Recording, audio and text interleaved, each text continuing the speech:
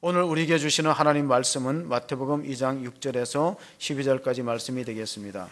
하나님 말씀을 함께 봉독하시겠습니다. 6절부터 같이 읽습니다. 시작. 또 유대 땅 베들레헴아 너는 유대 고을 중에서 가장 작지 아니하도다. 내게서 한 다스리는 자가 나와서 내 백성 이스라엘의 목자가 되리라 하였음이니이다. 이에 헤롯이 가만히 박사들을 불러 별이 나타난 때를 자세히 묻고 베들레헴으로 보내며 이르되 가서 아기에 대하여 자세히 알아보고 찾거든 내게 구하여 나도 가서 그에게 경배하게 하라. 박사들이 왕의 말을 듣고 갈새에 동방에서 보던 그 별이 문득 앞서 인도하여 가다가 아기 있는 곳 위에 머물러 서 있는지라. 그들이 별을 보고 매우 크게 기뻐하더라. 집에 들어가 아기와 그의 어머니 마리아가 함께 있는 것을 보고 엎드려 아기께 경배하고 보배 합을 열어 황금과 유황과 모략을 예물로 드리니라. 그들은 꿈에 헤롯에게로 돌아가지 말라 지시하심을 받아 다른 길로 고국에 돌아가니라. 아멘. 마지막 잎새로 우리에게 잘 알려진 미국의 작가 오헨리는 뉴욕시에 살고 있었습니다. 그가 살았을 당시에 뉴욕은 빈부격차가 심한 도시였고 많은 사람들이 돈과 명예와 권세를 가진 사람들을 부러워하고 그렇게 따라서 살고 싶어하는 경향성이 있었는데 오헨리는 그런 사람을 주목하지 않고 가난하고 평범한 사람들을 주인공으로 글을 썼는데 그 단편 중에 하나가 크리스마스 선물이라는 제목의 소설입니다. 내용을 보면은 짐과 델리라는 아주 사랑스러운 부부들이 크리스마스가 다가올 때 선물을 하려고 상대방에게 뭔가 좀 의미 있는 선물을 하고자 했는데 아내는 돈이 없기 때문에 자기의 금발 긴 머리를 팔아갖고 남편의 시계줄을 마련했어요. 그래서 이제 시계줄을 가지고 있으면 친구들 앞에 부끄럽지 않게 시계를 꺼내서 볼 수 있겠다 하고 집에 도착했는데 남편은 또한 아내가 머리를 자른 걸 보고 깜짝 놀랍니다. 왜냐하면 남편은 아내에게 줄 선물을 자기가 시계줄이 없는 시계를 팔아서 그 브로드웨이, 뉴욕의 브로드웨이 진열장에 있었던 아름다운 그 머리 핀세트, 아내 금발에 꽂아줬으면 좋겠다고 생각했던 핀세트를 장만해서 주려고 했는데 아내가 머리를 잘라버렸으니까 꽂을 곳이 없게 된 것입니다. 서로에게 필요 없는 선물이 되었지만 그들은 정말 마음의 그 사랑을 확인하고 부둥켜 안고 울었다. 그래서 정말 선물의 의미가 뭐냐 하는 걸 다시 한번 생각하게 해 주었습니다. 행복이라는 것이 어디 있는가? 오늘 우리 대표기도 하신 장로님이 우리나라가 과거보다 소득이 많이 늘었는데 행복하지 못하다. 그렇습니다. OECD 국가 34개국 가운데 우리나라의 행복 주시가 32위입니다. 그리고 자살률은 OECD 국가 가운데 10년이 넘도록 1위를 차지하고 있는 안타까운 현실을 우리가 보게 됩니다. 행복이 무엇인가?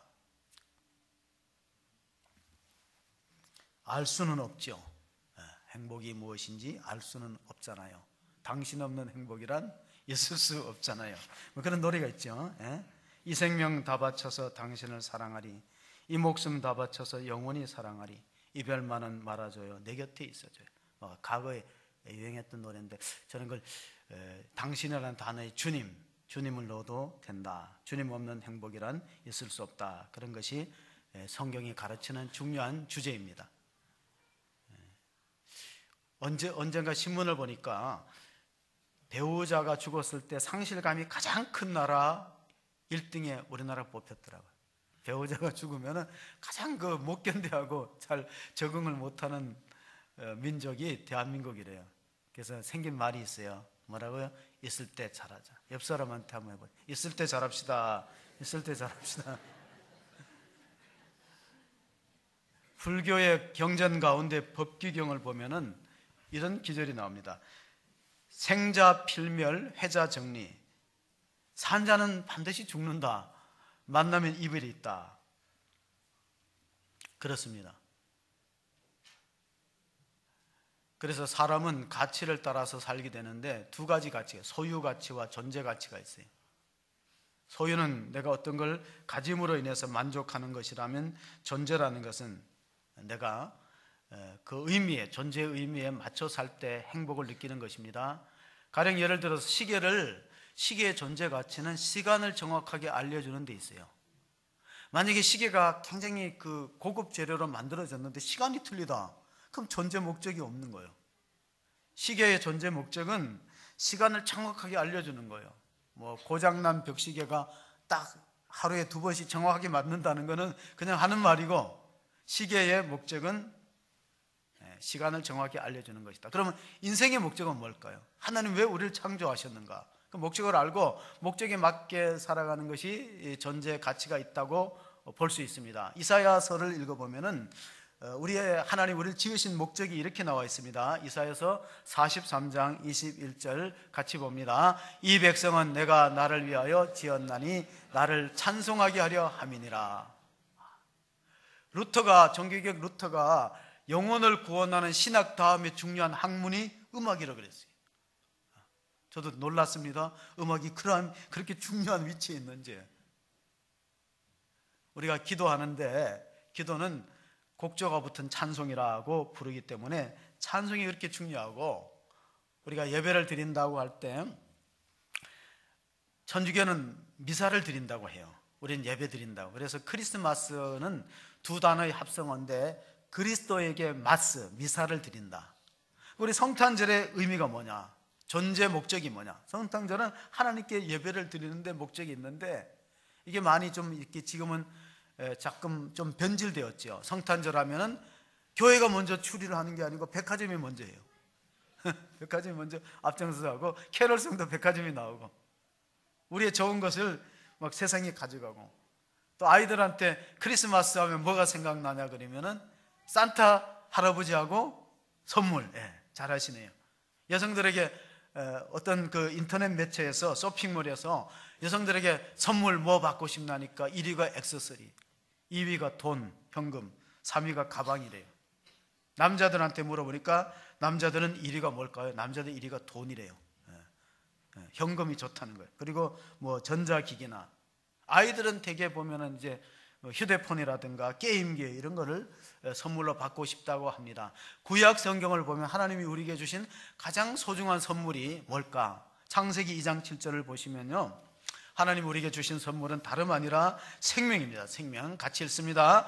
여호와 하나님이 땅의 흙으로 사람을 지으시고 생기를 그 코에 불어넣으시니 사람이 생명이 된지라. 우리가 생명을 받았다는 거, 이것만큼 큰 선물이 어디 있겠습니까? 또 신약에 와서는 큰 선물이 뭐냐면은 구원받는 것이죠. 구약에는 우리가 하나님으로부터 하나님의 형상으로 지음받은 생명을 부여받았다. 이 큰 선물이라고 보면은 그 하나님의 형상이 죄로 말미암아 파괴되었고 훼손되었을 때 우리가 하나님의 은혜로 믿음으로 구원받았다는 거, 그것보다 또 놀라운 선물이 어디 있겠습니까? 에베소서 2장 8절을 읽어보시면은 너희가 그 은혜에 의하여 믿음으로 말미암아 구원을 받았으니 이것이 너희에게서 난 것이 아니요 하나님의, 분명히 선물이라고 하잖아요. 우리는 선물하면 참 유형적이고 눈에 보이는 거를 좋아하는데, 하나님은 야, 그거보다 이게 더 큰 선물이야. 너가 제사함 받고 하나님의 은혜로 구원받은 것보다 더 큰 선물이 어디 있겠느냐. 이것은 하나님의 선물이다. 또 시몬 베드로는 첫 번째 설교에서, 사도행전 2장의 첫 설교에서 오순절에 성령 강림을 받은 후에 이렇게 이스라엘 백성들에게 말씀했습니다. 너희가 회개하여, 2장 38절에 베드로가 이르되 너희가 회개하여 각각 예수 그리스도 이름으로 세례를 받고 제사함을 받으라. 그리하면 성령의 선물을 받으리니. 성령의 은사를 받고 성령 자체가 하나님이 우리에게 주시는 놀라운 선물이라는 사실을 말해주고 있습니다. 또한 우리가 주의 일꾼 된 것도 선물입니다. 에베소서 3장 7절에 보면은 우리가 주님이 주시는 직분, 일꾼, 이건 우리가 부담이라고 생각하지 말고 하나님의 은혜의 선물이다. 같이 보십니다. 이 복음을 위하여 그의 능력이 역사하시는 대로 내게 주신 하나님의 은혜의 선물을 따라 내가 일꾼이 되었노라. 하나님의 선물이라는 것입니다. 왜냐하면은 일할 수 있다는 것 자체가 복입니다. 놀아보면은 만약에 우리가 뭐 직장을 쉬거나 놀아보면 처음은 좋은데 나중에는 얼마나 힘듭니까? 논다는 그 자체가 어렵고 힘든 일입니다. 에브라함 링컨은 하나님이 인류에게 주신 가장 큰 선물은 성경이라고 정의를 내렸고, 칼 바르트는 또 기도야말로 하나님의 선물이라 그러는데, 모든 걸 통틀어서 저는 하나님이 주신 최고의 선물은 독생자다. 우리가 잘 아는 요한복음 3장 16절 말씀을 깊이 음미해 보면 하나님이 우리 모두에게 주신 최고의 선물은 예수님을 이 땅에 보내주신 것이다. 3장 16절 같이 한번 암송합니다. 하나님이 세상을 이처럼 사랑하사 독생자를 주셨으니 이는 저를 믿는 자마다 멸망치 않고 영생을 얻게 하려 하심이라. 왜 이게 큰 선물일까요?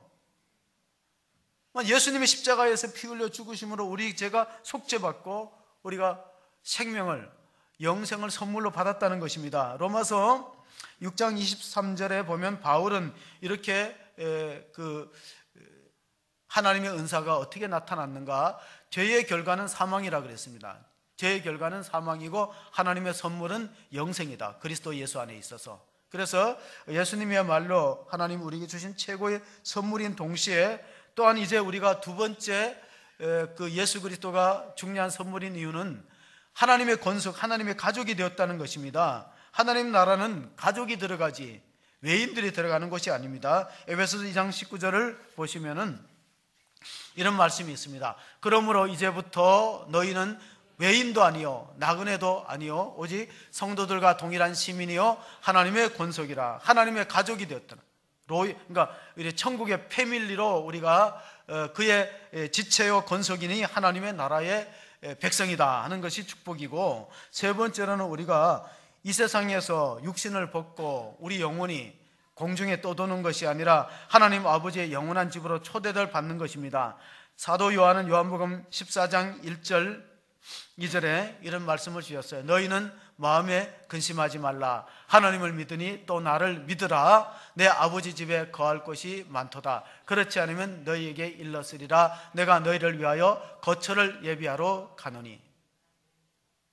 예수님은 우리가 죽으면 어디로 갈 것인가를, 거처를 마련하기 위해서 영원한 집을 우리에게 인도하기 위해서 오셨는데, 우리는 예수님이 오셨을 때 방 한 칸도 내어주지 않았어요.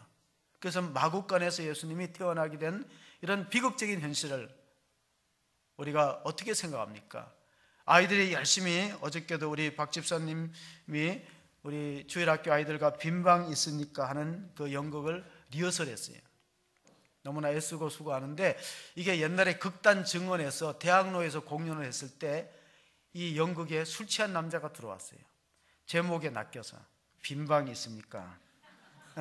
이상한 생각을 하고 갔다가 눈물을 펑펑 쏟으면서 은혜를 받았대요. 자기가 생각했던 연극은 아니었지만, 아틀리에라는 그 유치원의 선생님이 크리스마스 때가 되었을 때 아이들로부터 선물을 받았어요. 그래서 그 유치원 아이들의 부모님이 뭐 하는지 대충 알으니까 아이들이 이렇게 박스에다 포장한 선물을 아틀리에 선생님한테 가져왔어요. 첫 번째 아이는 책방에 부모님이 일하시기 때문에 서점을 하기 때문에 책을 받으니까 뜯지 않고, 이거 아주 좋은 책이구나 그랬더니 유치원 아이가 어떻게 아셨어요? 내가 그냥 알았어. 책이었어요. 두 번째는 빵가게라는 아이가 선물을 가지고 왔어요. 이거 맛있는 빵이지 그랬더니 어떻게 알았어요? 선생님은 알 수 있어. 추측으로 알았어요. 세 번째 아이의 부모는 고급 양주와 와인을 파는 가게를 경영하는 부모님이 있어요. 이 상자에다 뭘 담고 왔는데 액체가 밑에 흘러갔고, 선생님이 이렇게 좀 입에 갖다 대보니까 이거 양주냐 그랬더니 아니래요. 다시 또 무슨 맛인지 확인이 안 돼서 또 이렇게 찍어서 액체가 박스 사이로 흘러나와서 찍어서 먹었더니, 그럼 이거 와인이냐 그랬더니 그것도 아니에요. 그럼 이게 뭐냐 그랬더니 강아지를 드리려고 가지고 왔는데 오줌을 쌌는 모양이에요.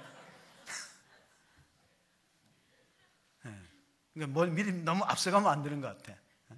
우리가 추측으로 너무 앞서가다 보면은 이런 일들이 생기는데, 마태복음 우리가 본문으로 돌아가서 2장 2절에 보면은 이 헤로드 왕이 미리 추측합니다. 뭐라고 추측해나면은 예수님이 태어나고 하나님의 아들이 태어나면 내 왕의 자리가 위태롭고 두려울 것이다. 그래서 오늘 본문에 보니까 동방박사한테 물어보는데 동방박사는 순수하게 예수님을 경배하러 왔어요.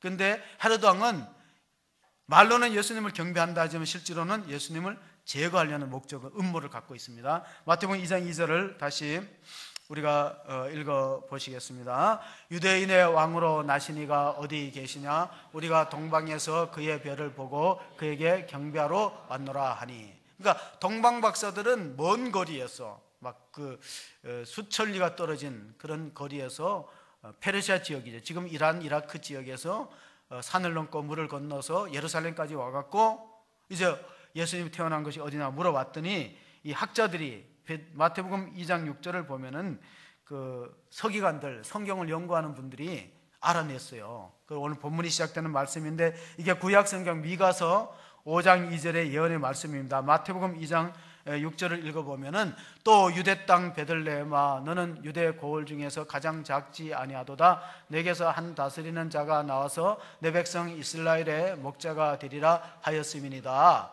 그의 근원은 상고요 태촌이라. 그 미가서는 어떤 성경이나 구약의 소예언서인데 예수님 오기 전에 8세기 전에 적어도 700년 전에 미가라는 선지자, 예루살렘에서 남서쪽으로 떨어졌던 모레셋에서 예언했던 선지자가 그렇게 기록했어요. 메시아가 베들레헴에서 태어날 것이다, 다윗의 후손으로. 그런데 그것이 이루어졌다는 겁니다. 문제는 서기관들과 대제사장은 성경을 늘 연구하고 읽고 그러지만은 예수님한테 예배할 마음이 없었다는 사실입니다. 마태복음 2장 8절을 읽어보시면은 이제 헤롯 대왕은 어떤 음모를 갖고 있는가 볼 수 있습니다. 베들레헴으로 보내며 이르되 가서 아기에 대하여 자세히 알아보고 작거든 내게 고하여 나도 가서 그에게 경배하게 하라. 헤롯 왕이 이렇게 말하는 것은 예수님이 태어난 장소를 찾아내서 가서 죽이려는 마음을 갖고 있어요. 그래서 나중에 꿈에 천사가 동방박사들한테 헤롯에게로 돌아가지 말라 함을 알고 다른 곳으로 피신해 갔는데 그 사실을 뒤늦게 알고 속았다고 생각한 헤롯 왕이 그 베들레헴 지경에서 2살 난 이하의 아이들 다 죽였습니다. 그 얼마나 아주 폭군입니까? 잔악한 왕이었는데 헤롯이 나이가 많아서 죽을 때 유언을 남겼습니다. 뭐라고 남겼냐면 내가 죽거든 이 예루살렘에서 가장 존경받는 사람을 내가 죽는 다음에 바로 죽이라. 왜 죽이라고 했을까요? 아무도 자기를 위해서 울어줄 사람이 없으니까 예루살렘에서 가장 존경받는 사람이 내가 죽으면 바로 처형을 시키면은 그를 위해서 슬피 울 게 아니야. 그렇게라도 위로를 받고 싶었던 악독한 왕이었어요. 이 헤롯 왕의 아버지는 에돔 사람, 이둠의 사람이니까 자기 어머니는 유대인이요. 그러니까 출신 성분부터 아마 정통성을 인정받지 못하니까 늘 권력을 가지려고 불안하고 그런 마음을 갖고 살았던 것입니다. 이제 동방박사들이 3가지 예물을 가지고 아기 예수께 드렸습니다. 드디어 찾았습니다. 별의 인도함을 받아서 동방박사들이 별의 인도함을 받고 아기 예수를 만나서 10절 오늘 11절 보니까 크게 기뻐하고 그들이 별을 보고 매우 크게 기뻐하고 기뻐하더라. 11절을 같이 봅니다. 집에 들어가 아기와 그의 어머니 마리아가 함께 있는 것을 보고 엎드려 아기께 경배하고 법의 합을 열어 황금과 유황과 모략을 예물로 드리니라. 자, 왜 황금과 유황과 모략을 드렸을까? 그 이유는 황금은 예수님께서 만왕의 왕이 된다는 뜻이 담겨 있습니다. 옛날에 왕들은 황금을 가지고 관을 쓰기도 하고 그랬습니다. 또 유황은 무슨 뜻입니까? 유황은 제사장들이 제사를 드릴 때 이 아라비아산 관목의 껍질을 벗기면서 거기서 추출한 액을 가지고 제사장이 사용했어요. 소재라는 그 예물에다가 유황을 붓고 또 때로는 기름도 붓고 해서 하나님께 드려지는 향기로운 제물, 유향, 향기로운 예물로 썼던 것이 바로 동방박사가 예수님, 아기 예수님께 드렸던 예물이고, 3번째 모략은 뭐냐? 방부제입니다. 그건 아프리카산 나무에서 추출해서 방부제를 쓰는데 시체가 썩지 말라는 대로 사용된 것이고, 우리가 요한복음 19장에 보면 니고데모가 밤중에 찾아와서, 한번 사진을 보면 밤중에 찾아와서, 이거는 그 파울 루벤스라는 하가 있잖아요. 르네상스 시대 루벤스 하가가 동방박사가 아기 예수께 경배하는 장면을 묘사했는데 여러분 자세히 보이는지 모르지만은 이 동방 박사들이 흑인, 백인, 황인 다 그렇게 골고루 이렇게 표현을 했고, 또한 나이도 청년에서부터 중년의 노인에 표현했어요. 뭐냐면 모든 인류가 예수님 앞에 나와서 예배를 드려야 된다는 뜻으로 작가가 상상력으로 그렇게 발휘했어요. 나이 많으신 분은, 노인은 헌금을 드리고, 또 중년에 있는 나이 많은 백인은 헌금을 드렸고, 중년에 이 황인은 유황을 드리고, 또 흑인, 청년 흑인, 자세히 보이는지 모르지만 청년 흑인은 모략을 드렸어요. 모략은 시체에 바르는 방부제이기 때문에 예수님이 돌아가셨을 때 밤중에 찾아왔던 니고데모가 100리터라는 모략을 가지고 바르려고 했다. 이 뭐냐? 선지자로서, 예수님은 선지자로서 죽임을 당하여 우리 구원을 완성했기 때문에 그리스도의 삼중직을 표현하고 있어요.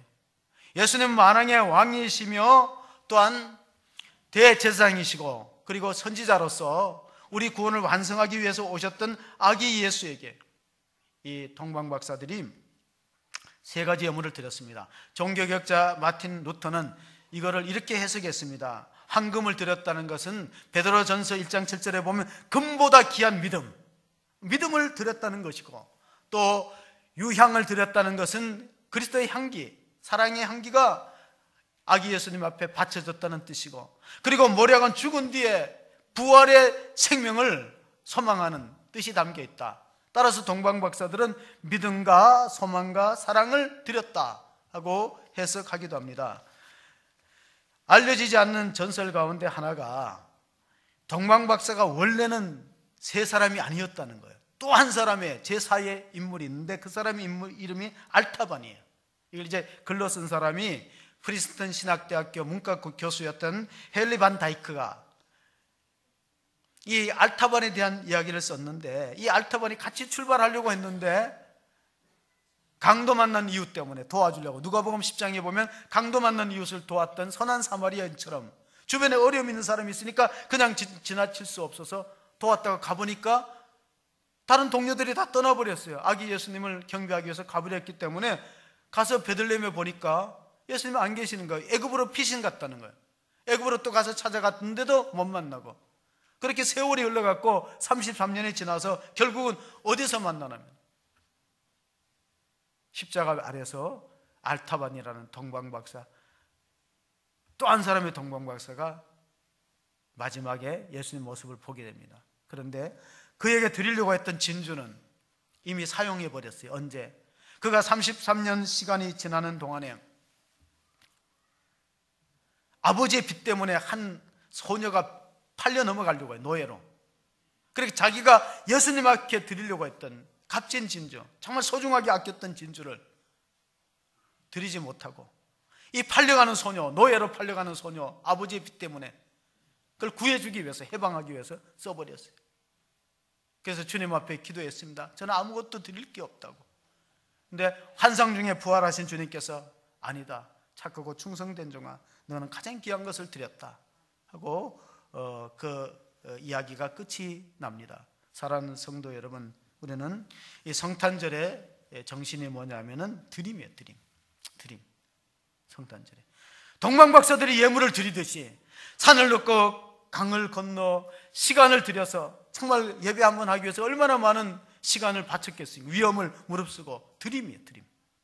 우리가 하나님 앞에 드리면은 하나님은 우리에게 또 다른 드림을 주는데, 그게 뭐냐? 성령의 역사로 너희 젊은이들은 환상 비전을 보고 너희 늙은이들은 꿈을 꾸고, 우리가 드릴 때 하나님은 또 다른 우리에게 드리는 그런 비전의 역사를 주는데, 우리의 예배가 정말 얼마나 드려지고 있는지, 얼마나 동방박사의 예배처럼 그런 성탄절을 준비하고 있는지를 생각해 볼 필요가 있습니다.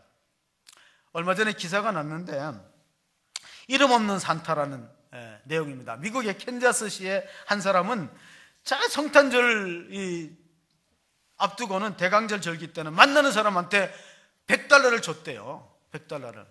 우리도 그런 분 좀 만났으면 좋겠어요. $100를 만나는 사람에게 줬대. 왜 그러냐니까 자기가 어릴 때 조부모 밑에서 컸대. 할아버지 밑에서 굉장히 어렵게 자랐는데 20대 때 너무나 가난해갖고 회사에서 실직을 하고 생활의 근거가 전혀 없는 상태에서 열흘간 먹지를 못한 적이 있대. 열흘간 먹지 못해가지고 너무 이제는 참을 수가 없어갖고 그냥 식당에 무작정 들어가서 시켰대요. 음식하고 커피를 시켜서. 만약에 왜 돈이 없냐 그러면 지갑을 잃었다고 하려고 허겁지겁 막 식사를 막 하고 있는데, 웨이터에 이제 손님들이 다 가면 얘기하고 싶거든요. 손님이 있는 데서 창피하니까 손님들이 다 갈 때를 기다려서 식사를 급하게 하고, 손님이 언제 빠져나가나 했다가 웨이터한테 나 사실 돈이 없다고 얘기하려고 했는데, 그 사장이 자기 곁으로 쓱 오더니만 툭 치는 거예요. 그러더니만 여기 누가 $20 손님이 흘린 것 같은데 혹시 당신 거 아니냐고. 얼마나 이게 기적 같은 일이에요. $20가 여기 떨어져 있는데 손님이 누가 떨어뜨린 것 같아. 당신 거 아니냐. 그래서 얼른 집어갖고 자기 밥값을 계산했어요. 청년도 알아요. 그 사장님이 떨어뜨렸다는 거. 근데 그냥 도와주면은 자존심 상하니까 다른 손님이 떨어뜨린 것처럼 하고 주워서 식사를 계산하고 나왔는데, 나중에 그 청년이 성공했어요, 사업에. 그래서 사장님 만나갖고 얘기했대요. 그때의 $20는 $10,000보다 더 가치가 있었다고. 나한테는 $10,000보다 더 귀한 선물이었다고. 그래서 그가 거리의 노숙자들이나 어려운 사람들 크리스마스 때 되면 무조건 현금으로 $100씩 주는 일을 하는데, 끝내 이름을 밝히지 않았어요. 그래서 신문에도 이름 없는 산타라는 주제로 이야기가 전개되었습니다. 사랑하는 성도 여러분, 성탄절의 주제는 드림이에요. 드림. 근데 우리가 참 그 예배 드린다는 게 쉽지 않거든요. 제가 오늘 그 학생의 예배에 설교 뒷부분에서 들어보니까, 자, 왜 아이들이 예배를 드리는 것을 힘들어하느냐? 낭비라고 생각한다는 거예요. 낭비. 예배 드리는 건 시간의 낭비, 물질의 낭비, 청춘의 낭비라고 생각하는 거예요. 학원 가야지, 공부해야지. 그러니까 우리가 예배의 정신이 많이 실종되었어요. 크리스마스는요, 예배의 정신을 회복하는 날이에요. 그 절기예요. 그런데 마르바 던이라는 신학자가 예배는 거룩한 낭비라 그랬어요. 그러니까 우리는 만약에 예배 드리는 시간을 아끼고 한다고 해갖고 생명이 그만큼 연장될까요? 결국 천국 가면 우리가 드린 것만 남는 거예요. 어떤 분이 먹은 것만 내 거라 그러는데 아니요, 드린 것만 남는 거예요. 제임스 패커라는 영국의 유명한 신학자가, 만일 우리가 하나님에 대한 지식이, 우리가 갖고 있는 하나님에 대한 지식이 우리로 하여금 예배하도록 이끌어주지 못하면 죽은 지식이라고 정의를 내렸어요. 지금 헤롯은 예수님을 죽이려고 했지만 서기관들과 대제사장은 지식은 알고 있어요. 성경 지식은 많은데 그 지식이 아기 예수께 경배하는 일에는 쓰여지지 않아요. 제가 중학교 때 그 국어책에 소나기라는 항순원 작품에 그 소설이 있었어요. 여러분 혹시 기억나시는 분 있어요?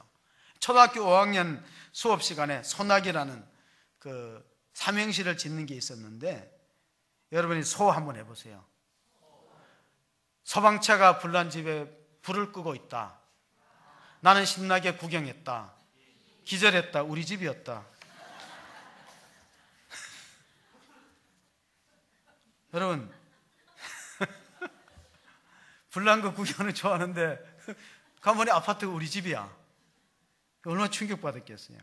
그래서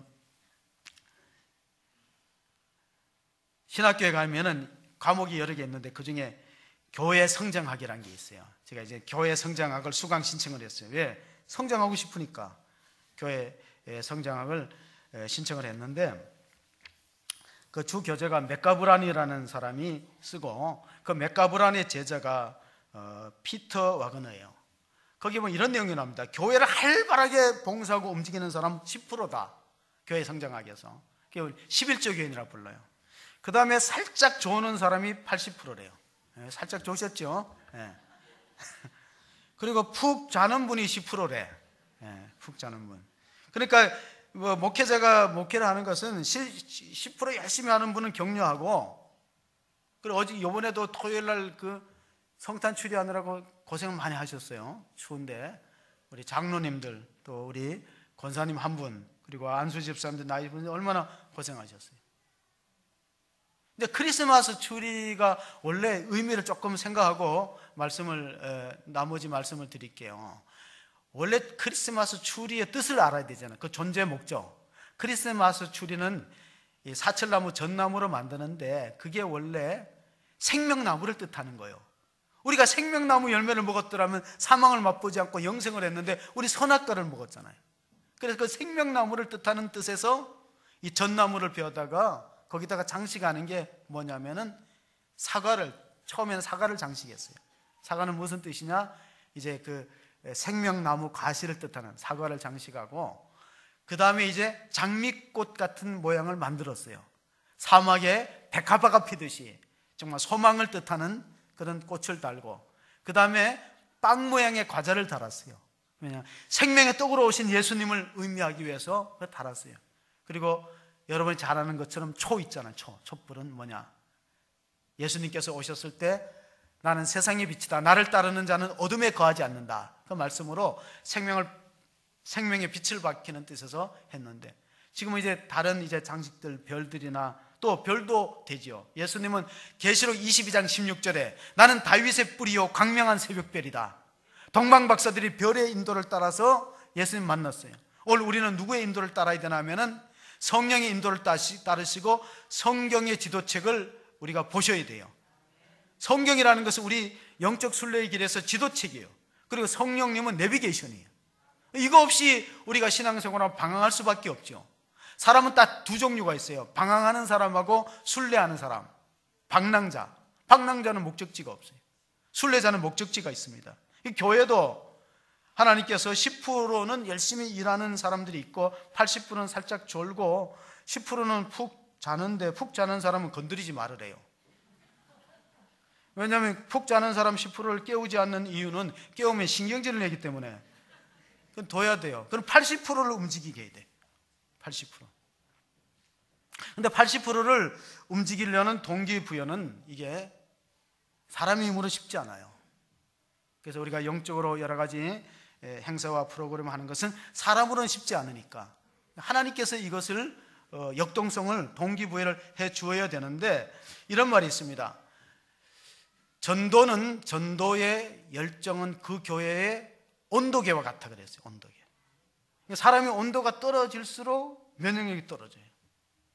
그러니까 온도를 높이려면 어떻게 해야 되냐면은 열기가 있어야 되는데, 그것은 바로 기도의 열기가 선행되어야, 기도의 열기가 있는 교회에 전도의 열매가 있다. 이거는 교회 2000년 역사가 증명하는 거예요. 기도의 열기가 있는 교회에 전도의 열매가 있다. 왜냐하면 체온이 올라가야 되니까, 몸의 열이. 그것이 바로 우리의 영적인 온도계이기 때문에 그렇습니다. 바울이 빌립보 교회 감옥에 있을 때 에바브로디도를 칭찬했어요. 이는 받으실 만한 향기로운 제물이요 하나님이 기뻐하시는 것이다. 왜? 어려운 중에서도 교회를 잘 섬겼기 때문에. 동방박사들은 어떤 희생과 헌신을 했습니까? 첫째, 먼 거리를 위험을 무릅쓰고 왔어요. 그리고 가장 소중한 예물을 주님 앞에 아낌없이 드리셨어요. 그리고 또한 그는 성령님의 민감하게 순종, 별의 인도함을 따라서 순종하는 그러한 삶을 살았습니다. 오늘 우리의 예배는 언제 결정되냐면은 누가 설교를 얼만큼 잘했느냐에 결정되는 게 아니라 듣고 얼만큼 그 들은 말씀대로 일상생활 속에서 순종하고 실천하느냐에 달려있기 때문에 예배학자들은 이렇게 말합니다. 진정한 예배의 성공은 교회 문을 나가면서부터 시작된다. 교회 문 밖에서 나가면서 시작된다. 어느 어린아이 소년이 자기 어린 여동생을 얻고 눈길을 터벅터벅 걷기 때문에 어른이 말했어요. 얘야 무겁지 않냐? 그랬더니 걔가 뭐라냐면은 안 무거워요. 내 동생인걸요. 안 무거워요. 내 동생인걸요. 여러분, 우리가 주님이 주시는 직분이나 사명이나 봉사가 무겁다는 것은 정말 이 교회가 내 교회인가를 한번 생각해 보시죠. 아까 전에 제가 소나기라는 사명시도 그런 의미에서 같이 생각해 보자는 거예요.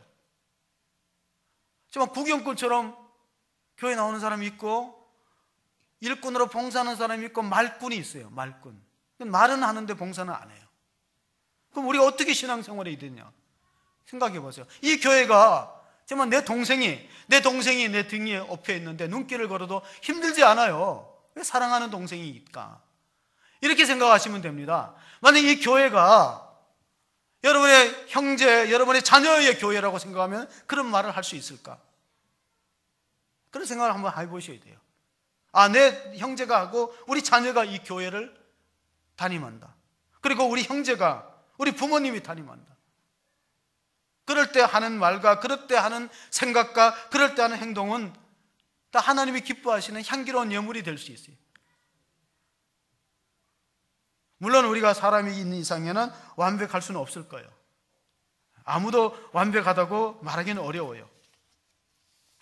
그것은 주의 종도 마찬가지입니다. 내가 주의 종이니까 완벽하다, 이런 것은 자기 구상합니다.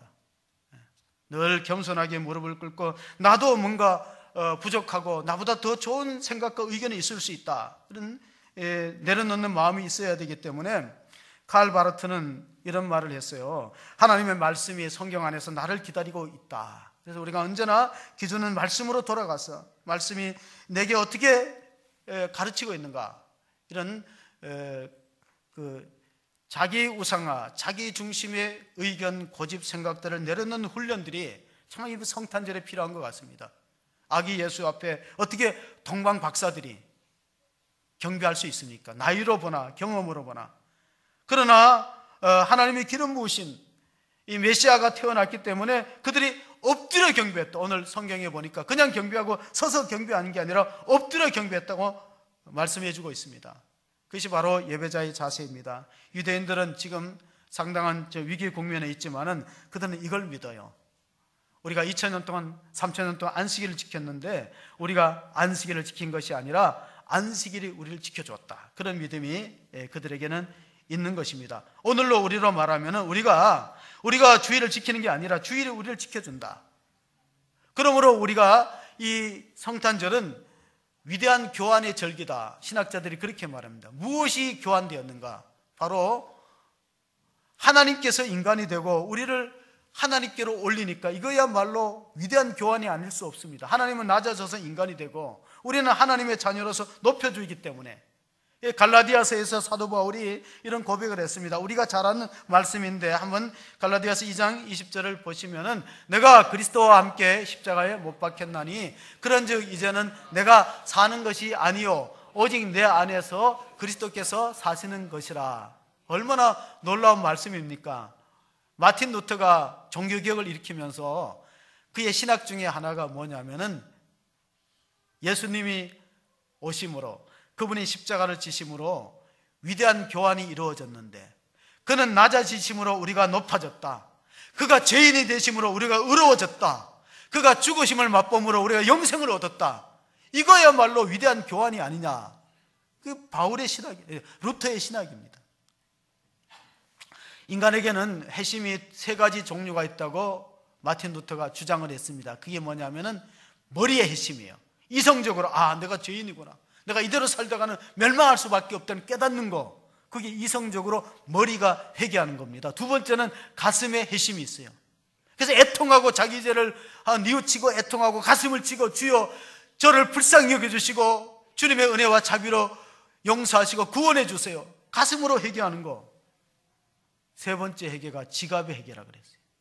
당신의 지갑이 회개하지 않으면 나는 그 회개를 믿을 수가 없다. 오늘 우리가 동방 박사들이 예물을 드렸다는 거, 그 가치가 얼마인지는 계산할 수 없지만은 어쨌든 간에 자기가 가장 소중한 것을 드렸어요. 왜?